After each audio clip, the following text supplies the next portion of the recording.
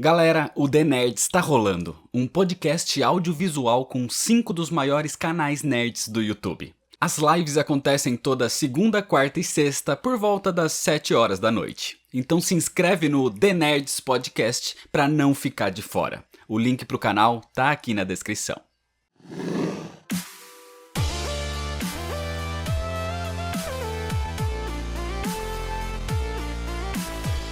Fala galera, hoje é dia de Visão e Feiticeira Escarlate, Dia das Bruxas. É uma história da Marvel, escrita por Bill Mantlo e desenhada por Rick Leonardi no ano de 1982. Um sintozoide e uma, na época, mutante se apaixonaram e se casaram. E agora eles querem viver uma vida pacata numa cidadezinha tranquila como um casal feliz. Mas talvez para dois ex-vingadores, a tranquilidade não seja algo tão simples de conseguir. Principalmente no Dia das Bruxas. Você não precisa conhecer basicamente nada antes para entender essa história aqui. Mas é interessante conhecer melhor os personagens em si. Para isso, eu já fiz um vídeo sobre a origem e a biografia do Visão e da Feiticeira Escarlate. E até mesmo do Mercúrio e do Magneto. Então para todos esses vídeos vai ter os links aqui na descrição. Mas se você já conhece todos eles, se inscreve no canal se você ainda não é inscrito, já deixa seu like para não esquecer depois e me segue nas redes sociais. E agora sim, vamos pra história, senta aí. Tenta que lá vem a história.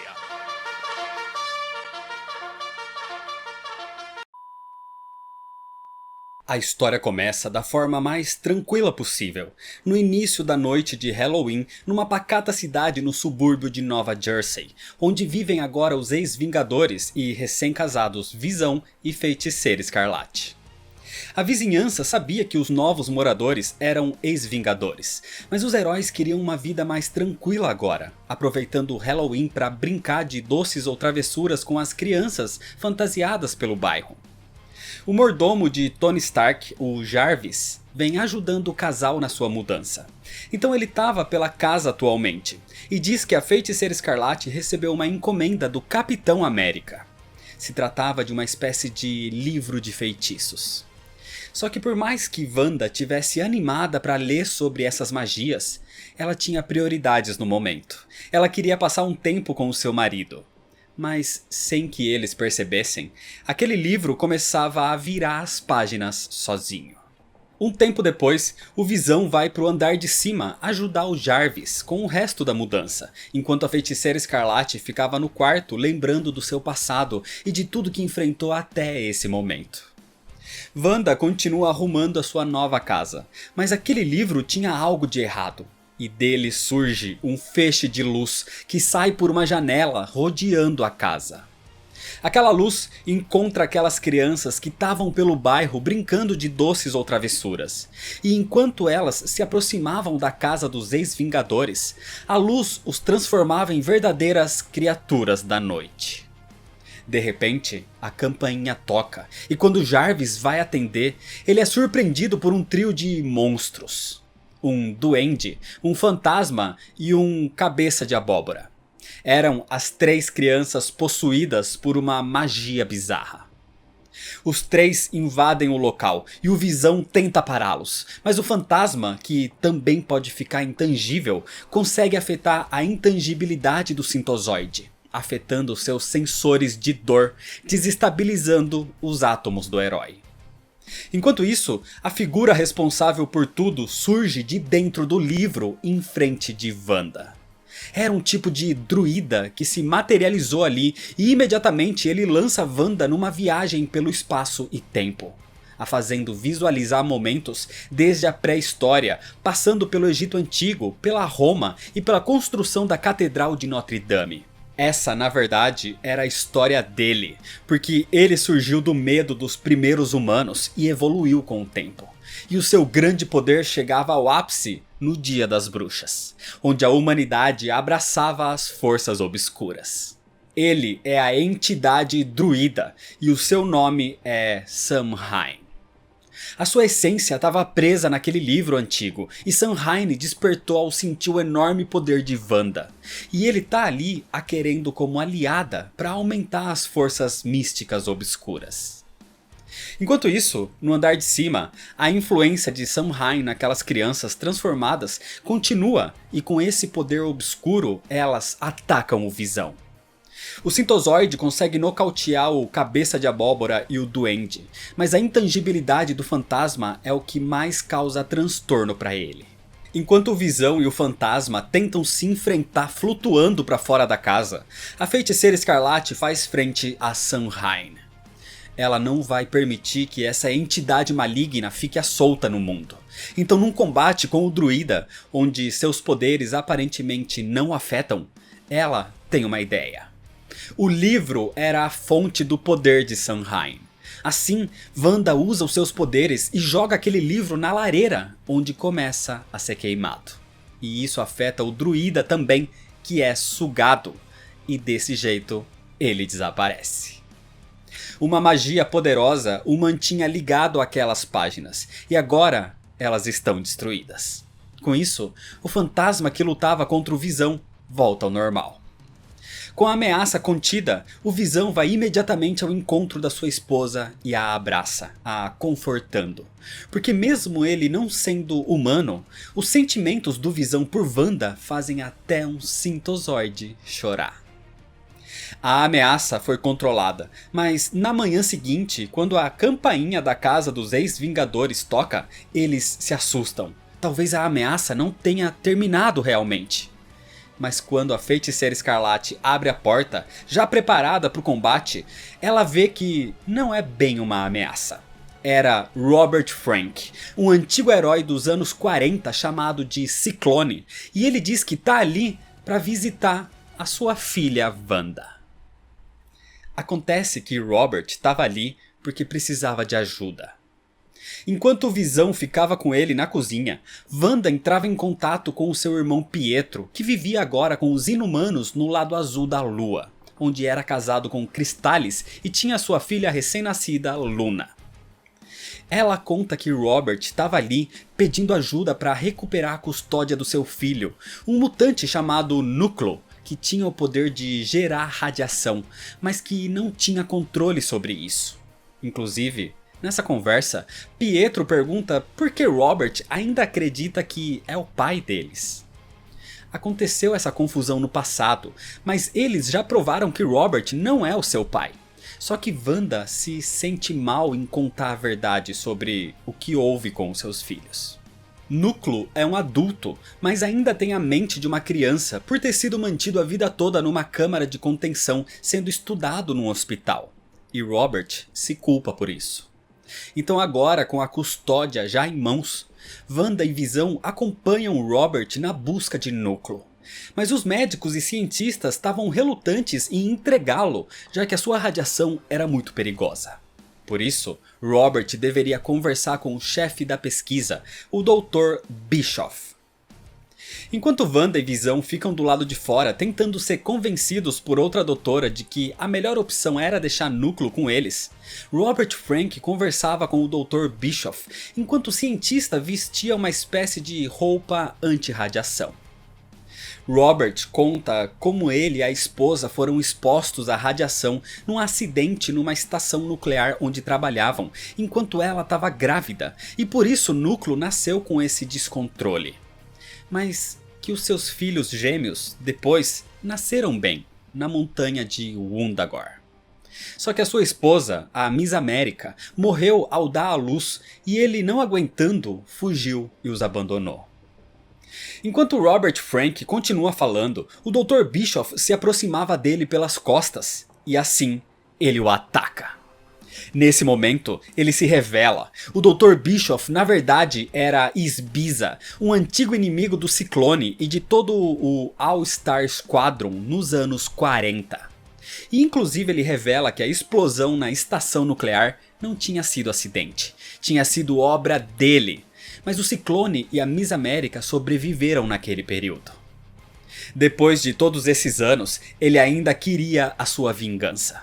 E ao tratar Núcleo, ele conseguiu armazenar a radioatividade dele no seu próprio traje. E agora ele usava aquilo contra os heróis. Visão e Feiticeira Escarlate partem para ajudar Robert, que usava o seu uniforme de Ciclone por baixo das roupas. E uma batalha complicada se inicia, com o Visão tendo um dos braços praticamente dissolvidos pela radiação interna de Isbiza, obrigando o Visão a amputar e cauterizar o seu próprio braço danificado. O Visão se irritava ao ver o perigo que Robert Frank expôs Wanda Maximoff. Então nesse momento, o Sintozoide revela para ele que a Feiticeira Escarlate não é a sua filha. Os seus filhos gêmeos morreram no parto. Mas isso aconteceu na época em que os gêmeos Maximoff tinham nascido na montanha Undagor. E Bova tentou oferecê-los em troca, mas Robert fugiu depois que a sua esposa morreu. Então Robert se questiona por que Wanda aceitou ajudá-lo nesse momento. E ela diz que eles são humanos. É questão de humanidade um ajudar o outro, independente de laços de sangue. O afeto pelas pessoas não depende disso. E eles têm muito afeto por Robert Frank. Por isso Wanda nunca lhe contou a verdade de que não era filha dele. Isso mexe com o antigo Ciclone, que se aproxima de Núcleo, o seu verdadeiro filho. E diz como, mesmo depois de tudo, é o amor que move as pessoas. E foi o amor pelo seu filho que o moveu até ali. É com esse sentimento que Núcleo se move agora, vendo Isbiza atacando a todos, até mesmo seu pai. E ele próprio parte para o ataque.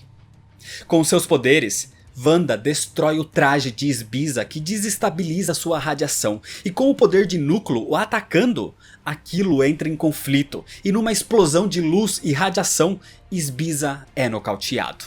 Mas por outro lado, a radiação de Núcleo é neutralizada.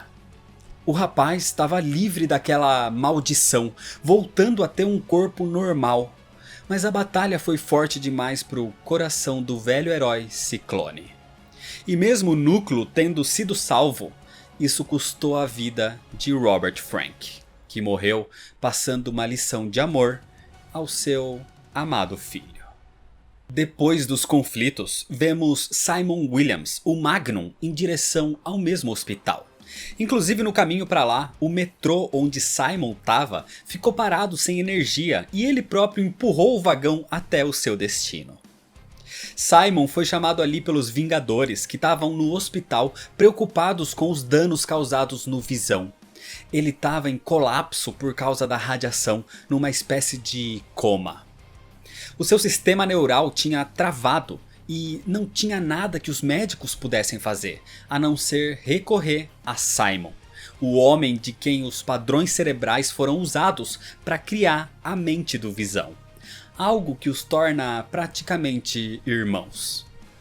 O Sintozoide estava preso num tipo de limbo neural, vagando no vácuo que se tornou a sua mente. Vendo até mesmo os elementos da sua criação como o Tocha Humana original, o seu criador Phineas Horton e até mesmo o seu outro criador, o robô Ultron. Enquanto isso, Simon se preparava para compartilhar mais uma vez o seu padrão cerebral com o herói, e os Vingadores o deixam aos cuidados dos médicos enquanto a Feiticeira Escarlate os acompanhava. Mas a preocupação de Wanda não a fez perceber que uma ameaça surgia no hospital. Atacada pelas costas com clorofórmio, Wanda apaga e o homem que a atacou se revela. Era o Ceifador, o irmão de Simon Williams. Ele estava ali para acabar com o Visão, que considerava ser uma cópia do seu irmão. E estava ali para acabar também com esse Simon Williams, porque o Ceifador dizia que o seu irmão de verdade tinha morrido, e esse que foi revivido depois era um usurpador. Quando o Ceifador se aproxima da maca onde estão os dois inconscientes e se prepara para atacar o falso irmão, o Visão, num tipo de reflexo, segura a mão do vilão e inicia um combate físico, enquanto na sua mente ele travava o mesmo combate, só que com o Ultron. O cenário da luta era o mesmo, até que Simon desperta e parte para ajudar o seu considerado irmão contra o irmão que o considerava falso. No limbo da mente do Visão, ele continuava lutando e via o próprio Simon agora, como ele o ajudou com seus padrões cerebrais, como foi com a sua morte e como ele ressuscitou. A ligação entre eles era muito forte. O Visão se via em Simon. Ele realmente o considerava como um irmão. Então juntos, naquela mente vazia, eles lutam contra Ultron. E na realidade, os dois juntos lutavam contra o Ceifador. O Ceifador consegue atacar Simon com a sua foice energizada. Mas isso o distrai, e o Visão consegue atravessar a mão no peito do vilão com a sua intangibilidade, lhe causando muita dor. Tudo parecia acabado. Então o Visão tentava ajudar Simon nesse momento. Mas o Ceifador ainda se levantava no meio daquele caos e destruição, ficando de pé, pronto para atacar. Mas com uma ligação de irmãos, Simon consegue fazer com que o Visão veja o real perigo. E usando uma rajada de energia da sua joia solar, o Visão ataca tanto na sua mente, destruindo aquela figura de Ultron, quanto na realidade, acabando de uma vez com o Ceifador. O padrão cerebral de Simon despertou o Visão. E mais uma vez eles se ajudaram como irmãos. Com a ameaça neutralizada, mesmo deixando a sala toda destruída, a Feiticeira Escarlate desperta e vê o seu marido de volta. Apesar de tudo, o Visão estava bem. Ele tinha saído do coma, do limbo mental. Tudo isso graças ao amor dela e ao amor do seu irmão. Em outra parte, uma outra história acontecia.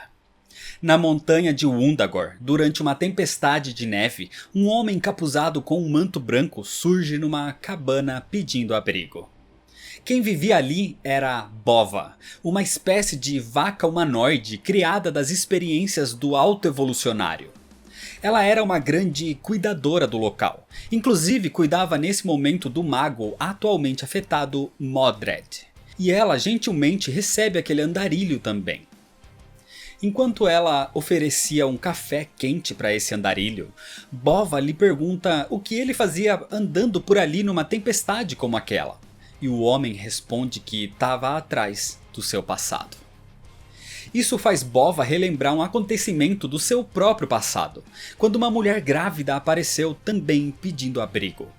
Uma bela moça chamada Magda. Ao ouvir esse nome, o homem encapuzado fica aflito e diz que quer saber mais sobre essa história. Bova conta que Magda surgiu pedindo ajuda, dizendo que o seu marido era um monstro, um ser com poderes inexplicáveis e com ideias extremistas. Então Bova ajudou a mulher e fez o seu parto. O homem encapuzado então pergunta se a criança e a mulher morreram naquele momento. E Bova diz que não. Os três continuaram vivos. Magda desapareceu e deixou para trás os seus 2 filhos gêmeos. Nesse momento, o homem encapuzado se levanta e mostra ter poderes, afetando todos os itens metálicos da cabana. Esse era o marido de Magda, quem ela disse que os filhos deveriam ficar longe. Mas o homem era muito poderoso e obriga que Bova diga o nome das crianças. Então, forçada, ela diz Wanda e Pietro. Com essas informações, o homem encapuzado deixa a cabana, onde Bova fica assustada e pede para que Modred envie uma mensagem através de algum feitiço e que avise as crianças. Enquanto isso, no lado azul da lua, a Feiticeira Escarlate acaba de chegar com o seu marido em Attilan, na cidade dos Inumanos. E ela estava ali por 2 motivos. Primeiro, para que os cientistas inumanos, com tecnologia mais avançada, pudessem reconstruir o braço perdido do Visão, recriando as células do Sintozoide, o que se mostra um sucesso. E segundo, para finalmente conhecer pessoalmente a sua sobrinha Luna, filha do seu irmão Mercúrio com a sua esposa Cristalis. No outro dia, na visita à casa do seu irmão, Wanda parecia perturbada. Ela teve um sonho onde alguém mandava uma mensagem avisando as crianças. Mas ela não entende muito bem do que se trata. Só que logo a explicação viria, porque o homem encapuzado aparece na lua, envolto num campo de força magnético que o deixava até mesmo invisível. E assim ele consegue entrar na cidade sem ser percebido e consegue invadir a torre onde vivia Pietro. Quando os inumanos percebem o intruso, era tarde demais. Ele já estava em frente aos irmãos Maximoff. E nesse momento, o homem encapuzado se revela. Era o próprio Magneto. Antes que pudesse dizer qualquer coisa, com a sua super velocidade, o Mercúrio ataca o vilão. O poder de Magneto é imenso, então o Visão também tenta ajudar, mas ele não é páreo para os poderes de magnetismo do mutante. Então Wanda e Cristales se unem para tentar detê-lo enquanto Pietro o golpeia. Só que nenhum dos ataques de Magneto se mostra mortal. É nesse momento que Cristales grita para que todos parem. A bebê estava aflita com tudo aquilo. Nesse momento, Magneto diz que não vai atacar ninguém. Ele tá ali para conversar.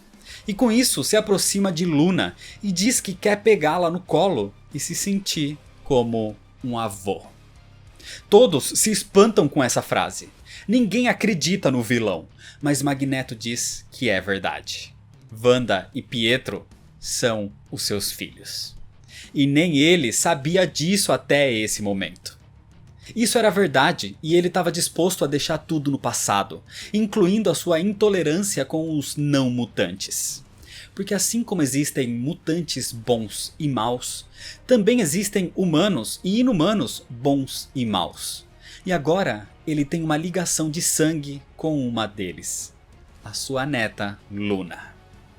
Assim, Wanda, emocionada com tudo aquilo, percebe que apesar de tudo que já passaram, apesar de todos os conflitos que já tiveram, Wanda, Visão, Pietro, Cristales, Luna e Magneto podem realmente ser uma família. E é desse jeito que termina a história. Dia das Bruxas é o nome dado à primeira minissérie nos quadrinhos exclusiva para o casal Wanda e Visão. O arco tem 4 edições contadas numa narrativa que parecem episódios. São basicamente histórias independentes, onde cada edição tem uma história única. Mas no fim, todas se tratam de um tema maior, a família. As 4 histórias envolvem esse tema, seja sobre casal, sobre pais, sobre irmãos e sobre filhos. Inclusive, é a partir daqui que nos quadrinhos a gente tem o início da relação de Wanda e Pietro como filhos de Magneto. Algo que infelizmente a própria Marvel alterou anos depois, desfazendo esse status. Independente disso, a minissérie tem um roteiro bom que aborda e explora mais a interação do casal Feiticeira Escarlate e Visão, tentando primeiro conciliar a vida de recém-casados com a carreira heróica, mas expandindo também a sua atuação com outros personagens fora os Vingadores. E a arte é regular, então não chega a ser um ponto nem positivo nem negativo. Dia das Bruxas é o nome dado a essa primeira minissérie, que basicamente foi um teste na época, porque poucos anos depois o casal teve uma outra série em conjunto, com mais edições, e que explorou e expandiu ainda mais a atuação dos dois, seja juntos ou separados. E quem sabe essa outra série pode se tornar aqui história para outro vídeo. Então é isso, se você ainda não é inscrito, se inscreve no canal, deixa seu like se você gostou, me segue nas redes sociais para ficar por dentro das novidades e compartilha esse vídeo com seus amigos. Muito obrigado, valeu e até mais.